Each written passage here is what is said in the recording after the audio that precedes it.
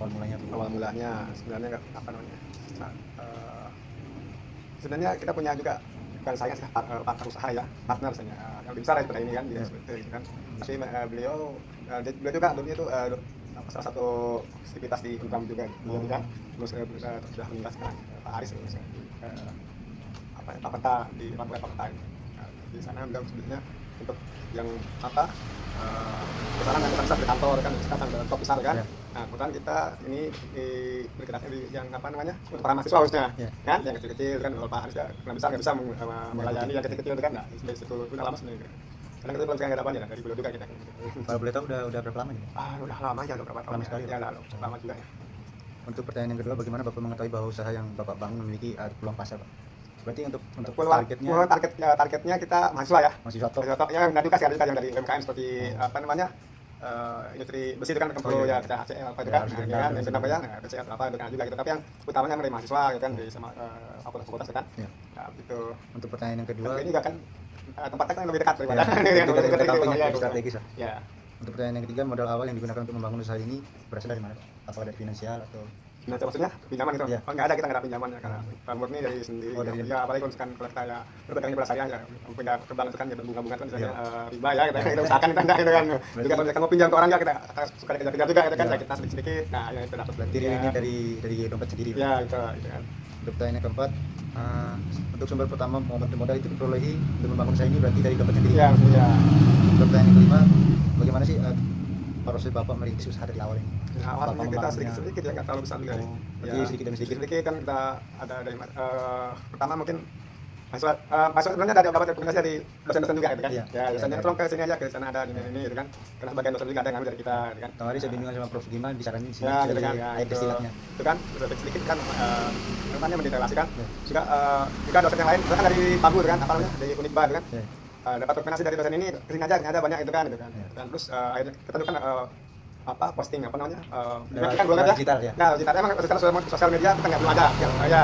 Cuma emang di Twitter itu yang paling banyak orang datang ke sini cari itu kan. Saya dari Sumbawa juga ke sini, kata Sumbawa yang paling jauh di Kendari datang ke sini. Lumayan besar. Ya, gitu. Untuk pertanyaan ke-6, apa langkah awal yang digunakan?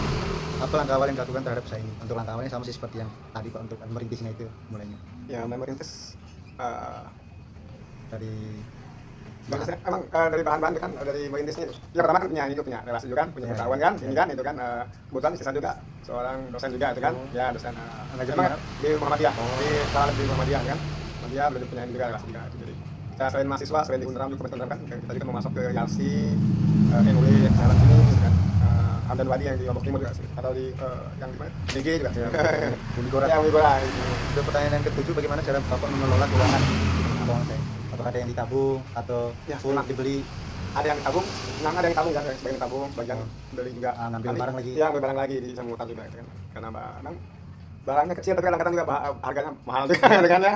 Lumayan juga kita bisa ada backup juga, apalagi sekarang ada kejadian perang ini kan. Setelah langsung harga itu naik hampir 100 kali lipat. Dari mulai kemasan semuanya lah. Untuk yang pertanyaan 8, untuk strategi apa yang digunakan untuk mempertahankan usaha ini? Pertahankan saja kepercayaan ya. Iya, kita kuasa juga kan percaya. Sama kenyamanan sih, Pak. Betul, kan. Konsumen. Kita emang setelah ininya enaknya kita lewat WA dulu kan, pesan dulu kan, karena kita bukan bahan yang sudah jadi, kan? Bukan seperti di supermarket atau di minimarket kan, kan, ya kan? Karena ini kan ada pesanan misalkan sekian molar, sekian persen, sekian normal berapa, ya kan? Nah gitu. Kita lihat kan yang jadi apa namanya? Kita ngambil ada di atas minimal.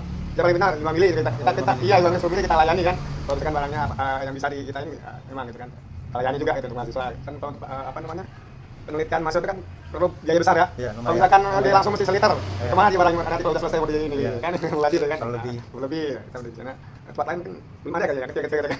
Belum ada. Ya juga ya kepercayaan. Saya tahu juga di sini tempat beli air destilatnya di sana. Untuk pertanyaan yang ke-10, bagaimana untuk jangka panjangnya usaha ini, Pak? Apakah menjamin untuk kedepannya? Ya mungkin beberapa tahun depan masih selama ada masih penelitian insya Allah. Ya dan juga ada bahan baku misalkan masih bisa terjangkau kan, masih aman kan. Iya. Gitu. Untuk pertanyaan yang terakhir, selama Bapak menjalankan usaha ini apakah sudah menguntungkan?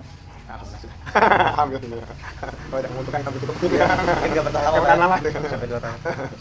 Mungkin itu aja wawancara saya, lebih dan kalau boleh tahu nama Bapak? Rayes. Untuk nama usahanya? Cendana Utama. Dapat di OSS juga. UD Tendana masih berbentuk UD. Berarti CU berarti.